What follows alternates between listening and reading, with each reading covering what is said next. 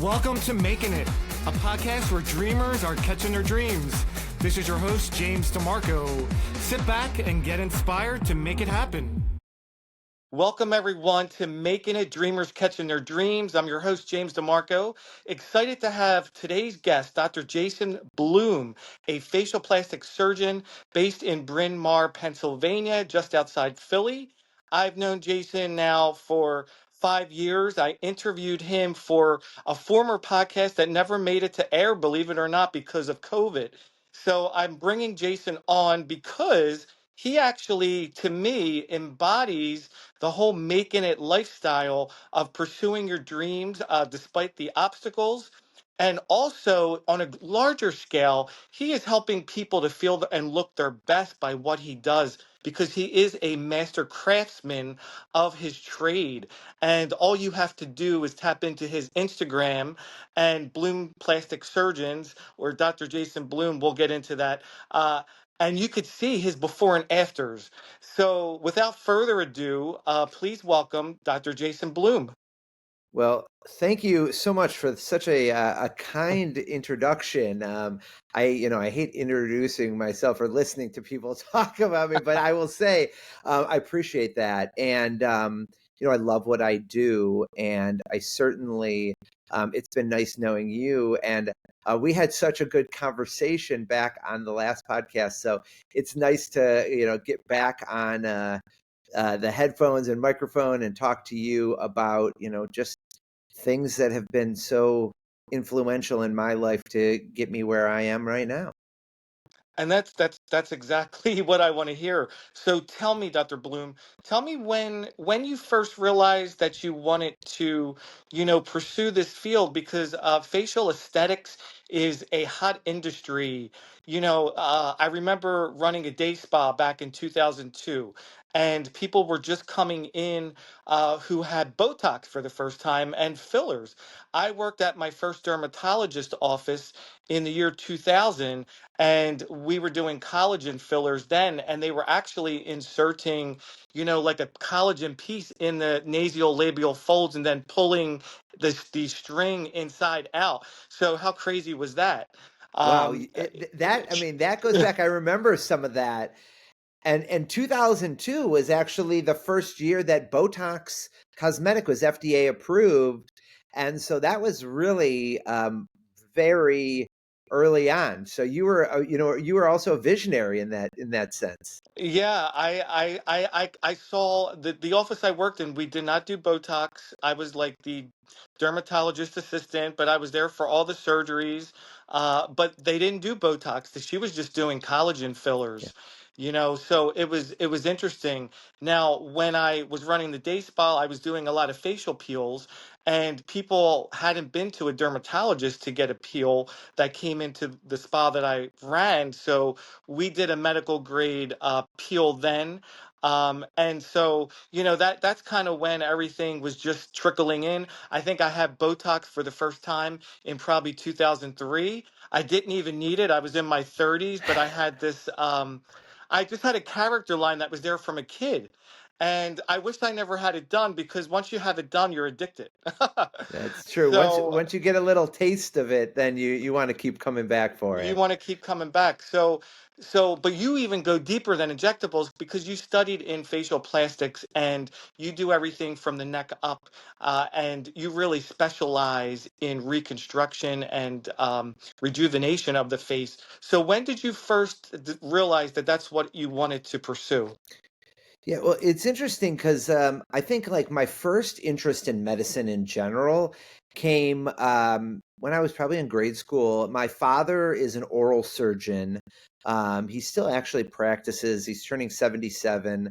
But, I just saw him and, his practice, and from just like simple things that I still do today after watching him doing it and growing up, like calling every one of his surgery patients the night before surgery and saying, listen, I went through your chart and I'm thinking about you and it's going to be a great day tomorrow. And just like giving them a little confidence before surgery. and then calling every one of those patients afterwards and the night of, and how you doing? Everything went great today. Make sure you're doing this and that. And, that was something I learned when so long ago, but I still do both of those things in my practice every single day when I operate. So I kind of saw my dad as a surgeon and had this love of medicine and like kind of facial aesthetics. And then I went to college at the University of Michigan. I grew up in Michigan, and I went there for college. And I actually studied in biopsychology, but did a minor in history of art. And that was like kind of the first inkling that I love this idea of science and art, the kind of the crossover of that, and how the brain worked, and that really scientific aspect of it. But then the artistic aspect of what I love never really came out until later. But when I left college, I went to do my my medical school at the University of Michigan, and I was, like I said, I studied biopsychology, and I was really obsessed with how the brain worked, and also operating on the brain. I thought that was just like absolutely amazing, and I was just there's certain things called functional neurosurgery. These guys are operating on awake patients to avoid certain critical areas of the brain. And you see one of these surgeries, and it's like, I mean, you're like, nothing is more amazing than that. And I was in my third year of medical school, and I was rotating through the neurosurgery service. And probably the most important piece of advice I ever received that changed my career path, changed my thinking, was from the chairman of neurosurgery. And I tell this story all the time, but like, it was from the chairman of neurosurgery at University of Michigan back then. And this guy, rest in peace, he was like amazing. He passed away a few years ago. But he said, "Jason, you're doing a great job. Everyone loves you on the service, and but tell me, it sounds like you want to go into neurosurgery, but how's your ego?"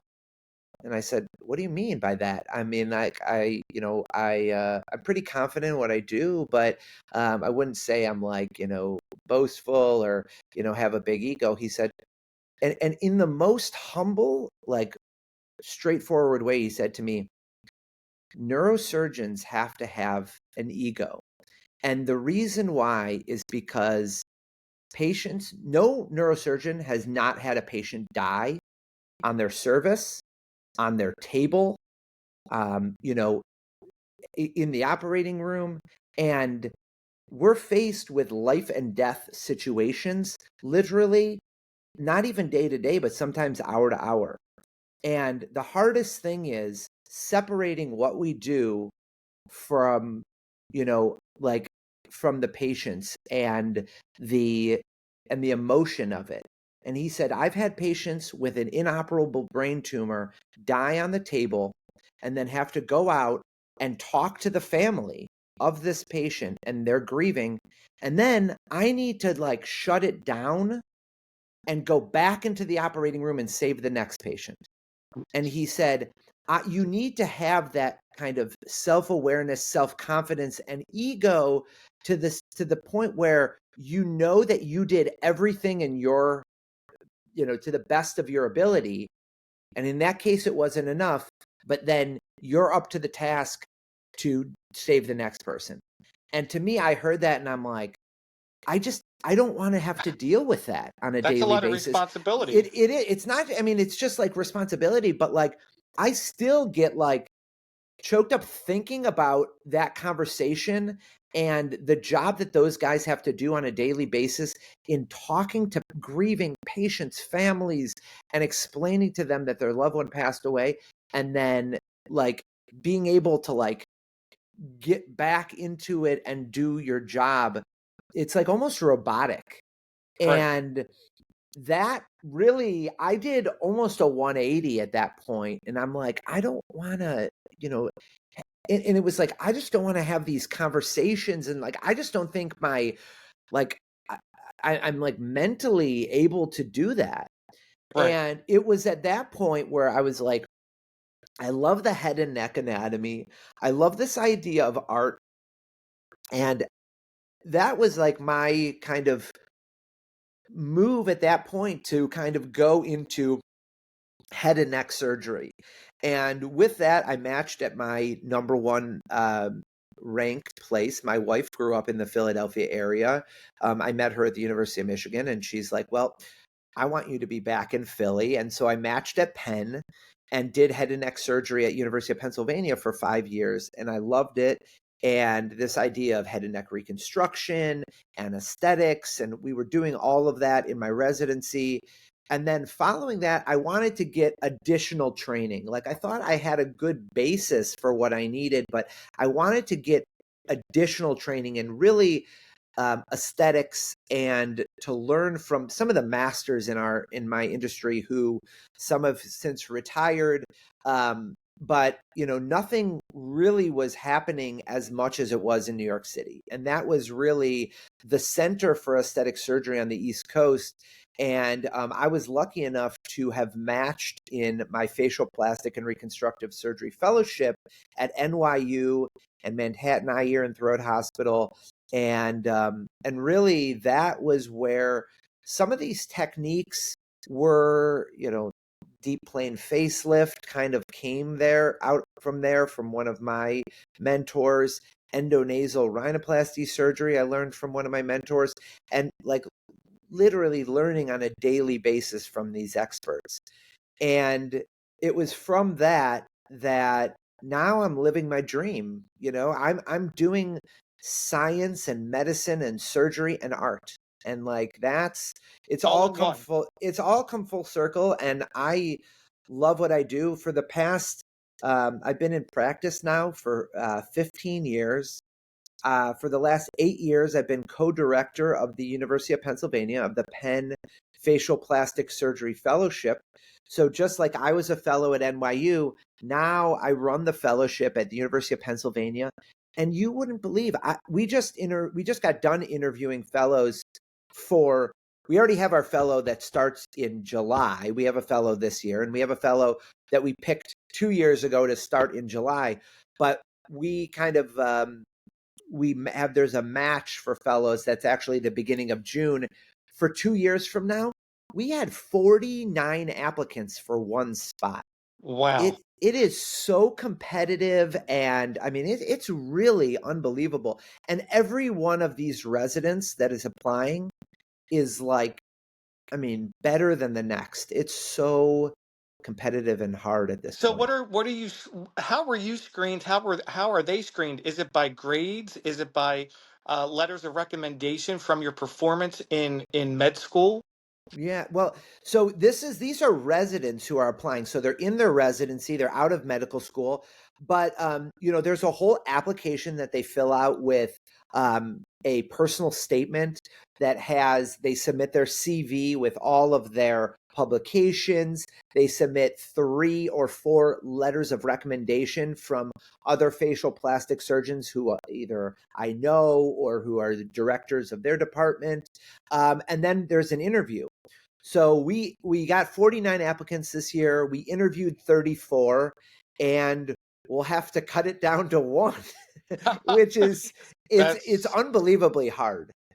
But a lot of it is just personality, like I'm going to be with these people for a year in the operating room and in the clinic and introducing patients to them. And just sometimes you just vibe with people, you and you vibe can with just, people, right, right. Well, yeah, you just have like a good conversation. yeah, and just like the doctor in the neurosurgery, who told you and instructed you, you got to have an ego, and it Right. didn't jive. It didn't jive with you. If he never said that, you might have gone into that field and been faced with what he's faced with, and that doesn't fit your personality. So Right. I mean, you like when I was doing that rotation, you're just so enthralled with how amazing those surgeries are. You don't get to see, and even this is true of residency in general and med school. You see all the good. You see the amazing stuff, but you never see the dealing with patients and their family part, sure. which, like, I mean, I could never be a pediatrician or a pediatric oncologist or something like that. I mean, it's like heartbreaking, and like you see the amazing things, but Right. like kind of the the the difficult patients. And I deal with difficult patients, and I've got to hit not just home runs, I got to hit grand slams every time I'm in the operating room. And I deal with that, but it's not on the same level as dealing with Life and death. families. Yeah. Yeah, exactly. Because these surgeries, well, head and neck can be, like you said, reconstructive, which you used to do. But if you're dealing strictly now with aesthetics and facial plastics, it's by choice. Right. Uh, Everything I do right now is basically aesthetic surgery. So it's elective procedures. And I've kind of like crafted my like further my dream, my you're practice right. to the things that I'm good at. And I'm doing more of what I love and less of what I don't So love. what would And that be? yeah. What do you feel you're good at? Yeah, I mean, I do basically 3 or 4 operations, and I do them, I think, pretty well. And I do eyelid surgery, I do face and neck lifts, I do nose surgery, Mhm. rhinoplasty, and I do like ears, ear pinnings and things like that, and little other things. Yeah, But the majority of my surgery are those 4 things. And if you can, really get good master at those. something, Yeah. yeah. So, So yeah. what it seems like once you align though, once you were told um that aha moment from your fellowship, once you got aligned and were honest with yourself about what you really needed in your profession to be happy, and you knew it wasn't in the neuro department, Right. everything seems to have started to fall into place, and you just transferred your skills to another department which was similar, but everything kind of aligned. Would you say it aligned easily once you were aligned with what you really wanted then and Yeah, I mean, realized that? I definitely had a more focused approach. I knew that as I went through my residency and my fellowship more and more, I kind of was like, wow, I really do love this. This fits my personality. I'm seeing young kids, and even from I do rhinoplasties in 16-year-olds a lot, Mhm. so men, women, children, young adults, and that to me is great. I still do very little, but I do some injectables. I'm in the operating room 3 days a week. I'm in my office seeing consults and follow-ups and a little bit of injectables 2 days a week. So I have that nice mix of men, women, young, old, office-based surgery. Like tomorrow I'm doing an eyelid surgery in the office.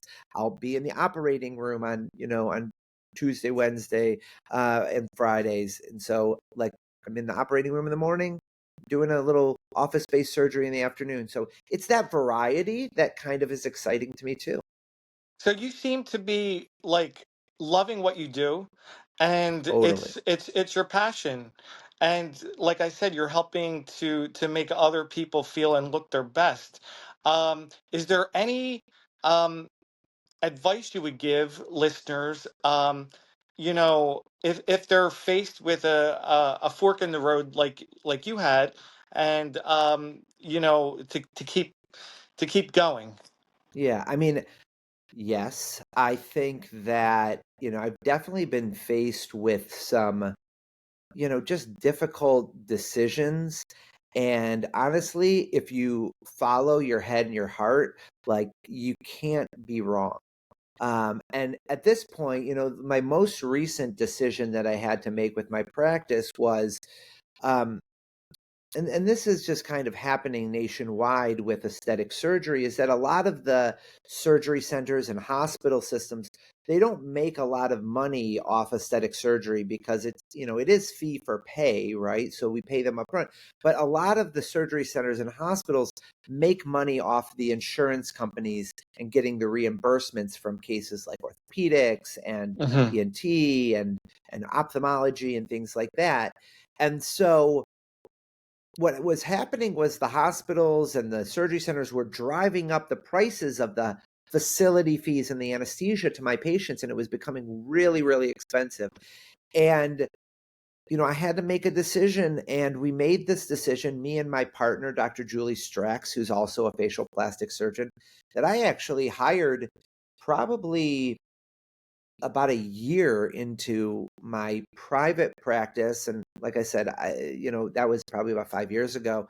Um, and we built our own ambulatory surgery center. It's 4,000 square feet. It's 2 operating rooms. We have a team of anesthesiologists, a team of like aesthetic nurses who know all these operations. They know how to take care of our patients. And like, I feel that, I mean, this was no small task. No, I will tell that's you. not to do Um, a surgery center like that at that I mean, it's caliber. it's it's like basically a mini hospital, and the money and the stress and the finding the right members to like actually fill it out. I mean that kept me up at night. And now, since we've been there open for almost about, almost a year at this point. Um, it's just I feel right now that I have everything in place for my practice to succeed for many years to come. And so that was the last piece, and I wasn't sure if it was going to be a right decision to do it, but I couldn't be happier right now. And my team is in place. I have all the devices and things I need. I have a partner who's fantastic. Everything is ready to take it to the next level and continue my practice, for many years to come.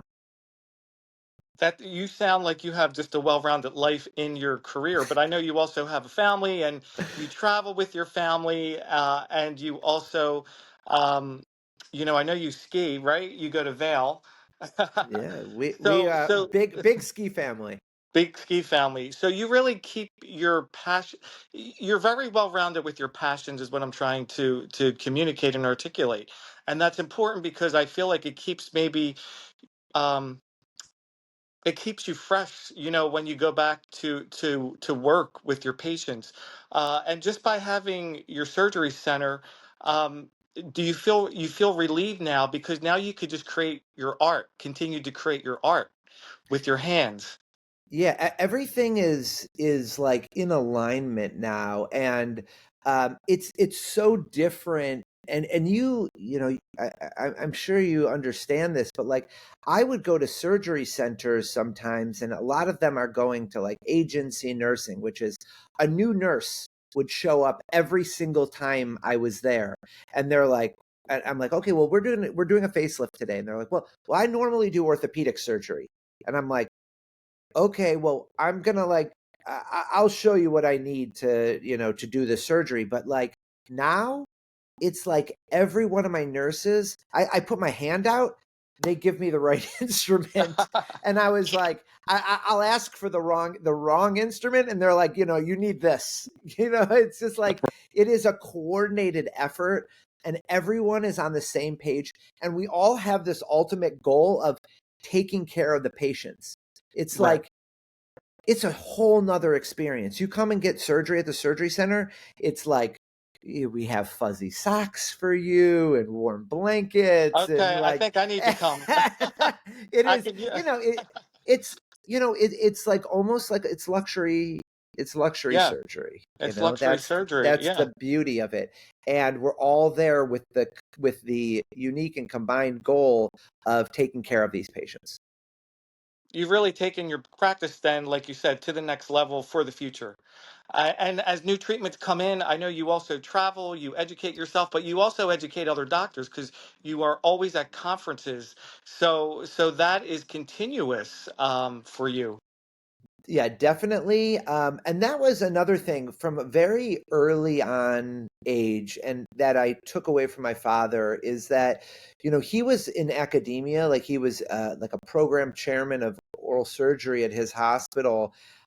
And he wasn't an academician in the sense that he was like doing benchtop research and writing papers, but he loved to teach. He still to this day he goes downtown and works with the residents, and sees patients in clinic with them, and he always said it keeps him young. And I hope to be doing that. I love educating. I love teaching. I mean, there's not a day, I think, when there isn't someone that is observing in my office. And it could be we had surgeons from the country of Colombia observing. They came in from South America to watch me do surgery.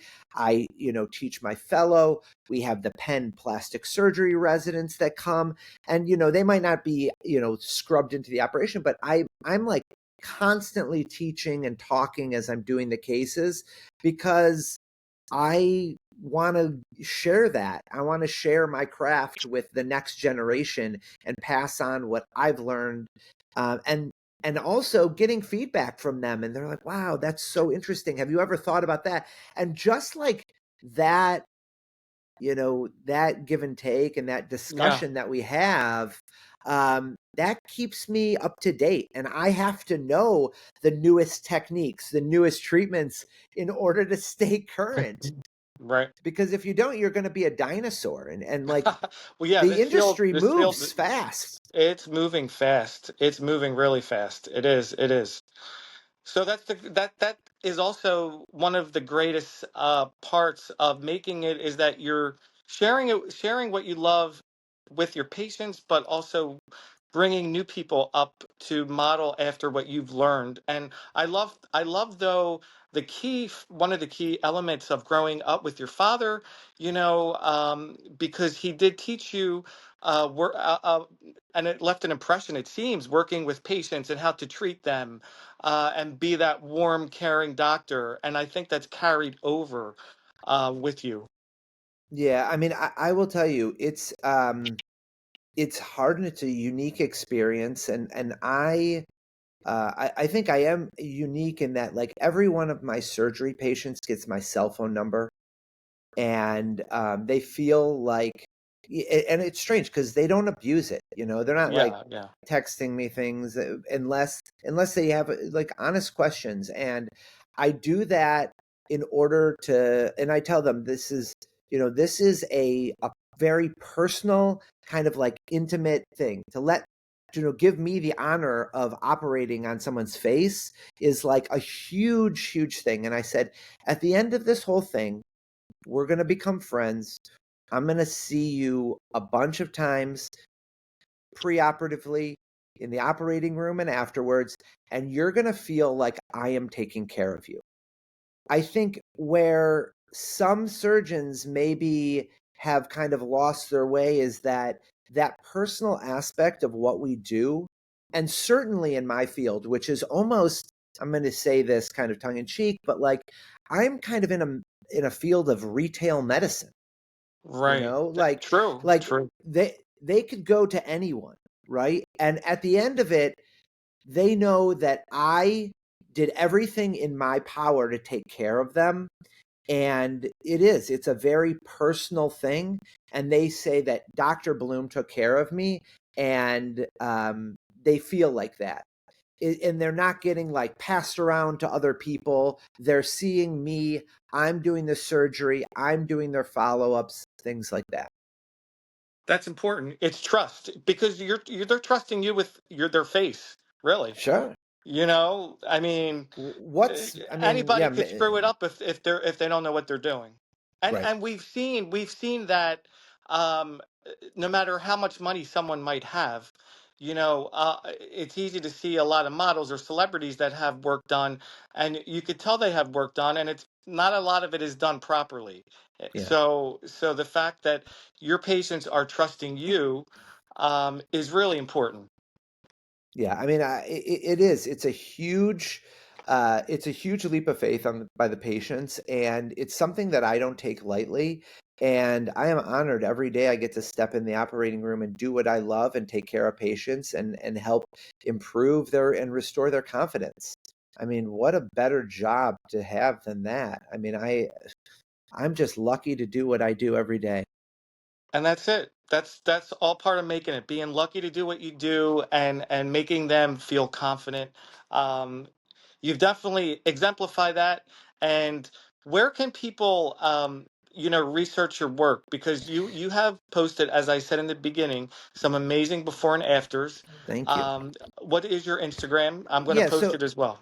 So probably the best place to find me is my Instagram, and it's at Dr. J Bloom, Dr. J Bloom.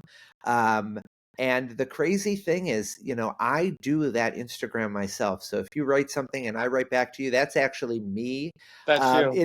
It is the best and the worst part of what I do. But I put it all out there. Like my kids are on it. I have like an absurd sneaker collection that I put You on do. You there. love your Nike sneakers. Yes, I have like tons of Air Jordans.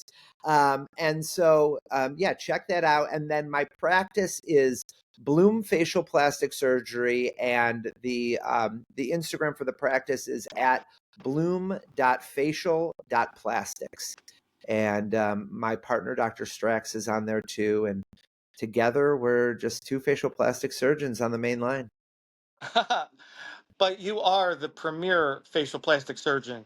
I mean, you've studied at University of Penn, a fellow there, and NYU. I mean, they are the two utmost prestigious universities. Yeah, So I've been lucky. I've been lucky.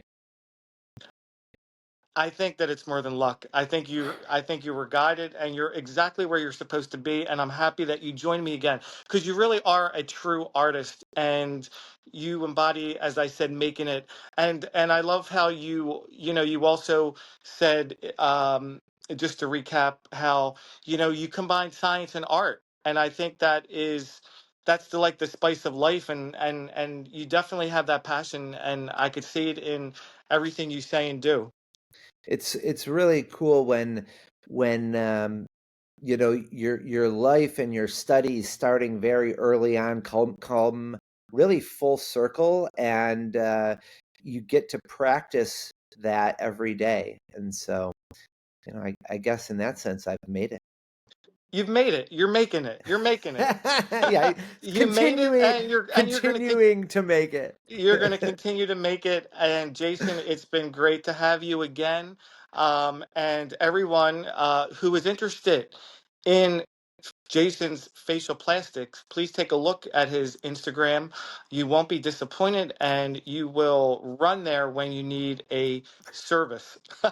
In luxury now, in There you luxury, in go. luxury, Yes. in luxury. So thanks, Jason, for joining me, and stay tuned for my next episode.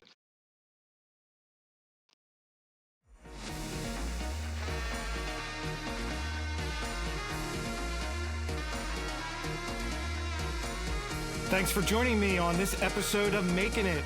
I'm your host, James Demarco. Keep dreaming, and I'll see you next time.